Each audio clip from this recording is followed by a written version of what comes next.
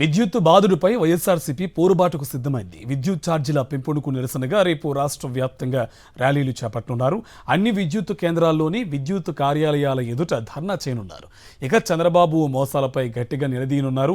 విద్యుత్ ఛార్జీలను పెంచేది లేదని, వీలైతే తగ్గిస్తామని ఎన్నికల ముందు బాబు హామీ ఇచ్చారు. కానీ అధికారంలోకి వచ్చిన 6 నెలలకే ప్రజలపై 15,485 కోట్ల రూపాయల భారం మోపాడని విమర్శించారు.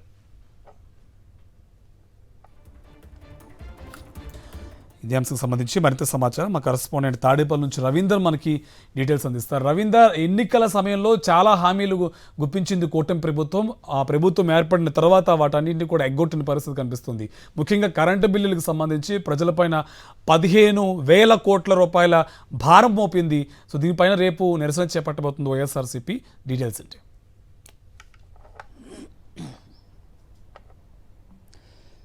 కార్తీక్, తాను అధికారంలోకి వస్తే సంపద సృష్టిస్తాను, ఆ సంపద సృష్టించి దాని అందరినీ కూడా ప్రజలకు పంచుతాను అంటూ చెప్పినటువంటి చంద్రబాబు నాయుడు ఇప్పుడు ప్రజలను నడ్డి విరుస్తున్నారు. వారి జేబుల్లో నుంచే బలవంతంగా డబ్బులు వసూలు చేసినటువంటి కార్యక్రమాన్ని అయితే చేపట్టారు. గడిచిన 6 నెలల క్రితమే గవర్నమెంట్ అధికారంలోకి వచ్చిన తర్వాత ఇప్పటికే 2 దఫాలుగా కరెంట్ ఛార్జీలను భారీగా పెంచారు. తొలి విడత పెంచినటువంటి 6,000 కోట్ల రూపాయల భారం ఆల్రెడీ ఇప్పుడే ప్రజల మీద పడింది. ఈ నెలలో వస్తున్నటువంటి ప్రతి బిల్లులో కూడా పెంచినటువంటి భారం చాలా స్పష్టంగా కనిపిస్తుంది. ఇది కాకుండా రేపు 1వ తారీఖు నుంచి, అంటే జనవరి 1 నుంచి కొత్త సంవత్సరం సందర్భంగా మరొక 9,500 కోట్ల రూపాయల భారం పడబోతుంది.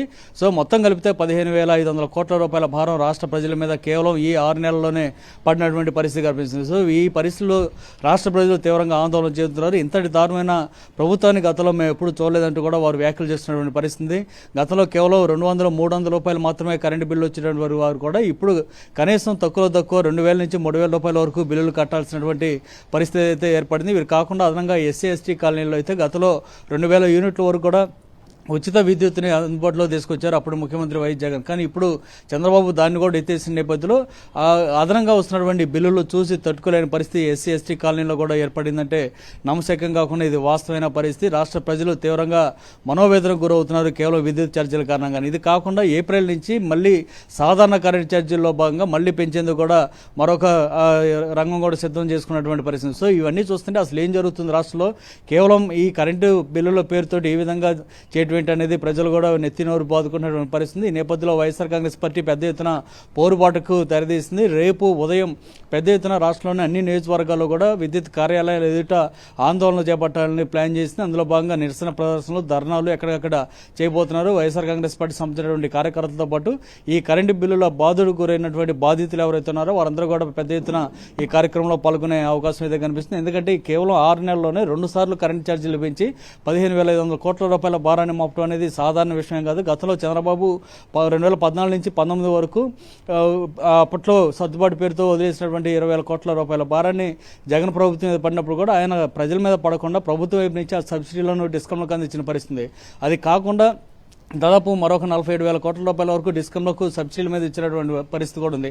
సో ఈ భారం ప్రజల మీద పడకుండా అప్పట్లో జగన్ చూశారు. కానీ చంద్రబాబు మాత్రం అడ్డగోలుగా నిర్ణయాలు తీసుకుంటూ ప్రజల మీద భారం వేస్తూ కేవలం 6 నెలల్లోనే 15,500 కోట్ల భారాన్ని మోపారు. రానున్న రోజుల్లో ఇంకా ఇది మరింతగా పెరగబోతున్నటువంటి పరిస్థితి నేపథ్యంలో వైఎస్ఆర్ కాంగ్రెస్ పార్టీ పోరుబాటుకు తెరదీస్తుంది. అందులో భాగంగా రేపు ఉదయం పెద్ద ఎత్తున అన్ని విద్యుత్ కార్యాలయాలు, సిఎండి కార్యాలయాలు ఎదుట పెద్ద ఎత్తున ధర్నాలు, ఆందోళన చేయాలని ప్లాన్ చేసింది. అందులో భాగంగా ఇప్పటికే పార్టీ కేంద్ర కార్యాలయాన్ని కూడా పెద్ద ఎత్తున బాధితులు ఫోన్లు చేస్తున్నారు. మాకు గతంలో కేవలం 400 రూపాయల బిల్లు వచ్చింది, కానీ ఇప్పుడు చూస్తే 3,500 వచ్చింది, ఏంటి పరిస్థితి అంటూ కూడా బాధితులు ఫోన్లు చేస్తున్నటువంటి పరిస్థితి పార్టీ కేంద్ర కార్యాలయంలో కనిపిస్తుంది. సో ఇట్లాంటి బాధితులందరూ కూడా రేపు జరగబోతున్నటువంటి వైఎస్ఆర్ కాంగ్రెస్ పార్టీ పిలుపునిచ్చినటువంటి ధర్నా కూడా హాజరయ్యే అవకాశం అయితే కనిపిస్తుంది. ఏదేమైనా రేపు ఉదయం నుంచి మధ్యాహ్నం వరకు కూడా పెద్ద ఎత్తున రాష్ట్ర వ్యాప్తంగా వైఎస్ఆర్ కాంగ్రెస్ పార్టీ పోరుబాటుకు తెరదీస్తుంది. రవీందర్, గతంలో టీడీపీ ప్రభుత్వం దిగే ముందు కూడా కరెంటు భారం అంతా కూడా వైఎస్ఆర్ కాంగ్రెస్ పార్టీ భరించి వాటిని చెల్లించింది. మళ్ళీ ఇప్పుడు ప్రజలపైన 15,000 కోట్లకు పైగా భారం మోపుతున్న నేపథ్యంలో రేపు వీటిపైన పోరుబాటు ఉండబోతుంది. కాబట్టి అన్ని జిల్లాలకు సంబంధించి ఏర్పాట్లన్నీ క్లియర్గా ఉన్నాయా? And that YSR Congress party నేతలు ఏం చెప్తున్నారు? దీనికి సంబంధించి వైఎస్ఆర్ కాంగ్రెస్ పార్టీ కేంద్ర కార్యాలయంలో ఇప్పటికే ఒక ప్రత్యేకంగా ఏర్పాట్లు కూడా చేశారు. ఇక్కడి నుంచి పూర్తి స్థాయిలో అన్ని నియోజకవర్గాలకు కూడా సమాచారాన్ని అందజేశారు.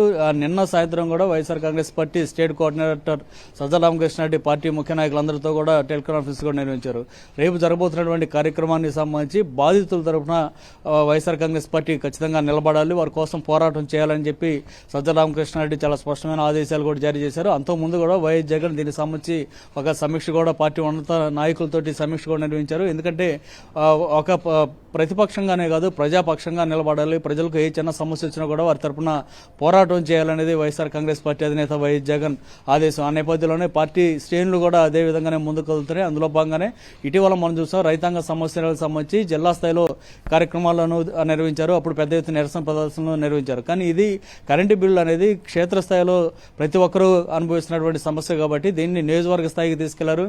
కాబట్టి జిల్లా కేంద్రాలే కాదు నియోజకవర్గ హెడ్ క్వార్టర్లో కూడా ఈ కార్యక్రమాన్ని చేపట్టాలని జగన్ ఆదేశించిన నేపథ్యంలో ఈ మేరకు పార్టీ కేంద్ర కార్యాలయం ఇప్పటికే ఏ విధంగా ఈ కార్యక్రమాన్ని నిర్వహించాలనేది ఒక రూట్ మ్యాప్ను కూడా సిద్ధం చేసి పార్టీ సంబంధించినటువంటి నాయకులకు క్యాడర్ కూడా పంపించింది. ఇది కాకుండా ఈ బాధుడే సంబంధించినటువంటి పోస్టర్లను కూడా 2 రోజుల క్రితమే పార్టీ ముఖ్య నాయకులు పార్టీ కేంద్ర కార్యాలయంలో రిలీజ్ చేశారు. సో దాని ప్రకారం ఏదైతే పెంచిన విద్యుత్ ఛార్జీలను తగ్గించాలనేటువంటి డిమాండ్తో పాటు రానున్న రోజుల్లో విద్యుత్ ఛార్జీలను పెంచకూడదు అనేటువంటి ఒక డిమాండ్, అట్లాగే ఎస్సీ ఎస్టీ కాలనీలకు సంబంధించి గతంలో ప్రభుత్వం ఇచ్చినటువంటి 200 యూనిట్ల వరకు ఉచిత విద్యుత్ ఇచ్చినటువంటి దాన్ని మళ్ళీ తిరిగి పునరుద్ధరించాలన్నటువంటి డిమాండ్లు చేస్తూ ఈ కార్యక్రమం అయితే జరగబోతుంది. రేపు ఉదయం నుంచి మధ్యాహ్నం వరకు పెద్ద ఎత్తున ఈ కార్యక్రమాన్ని నిర్వహించాలని వైఎస్ఆర్ కాంగ్రెస్ పార్టీ నిర్ణయం తీసుకుంది. కార్తీక్.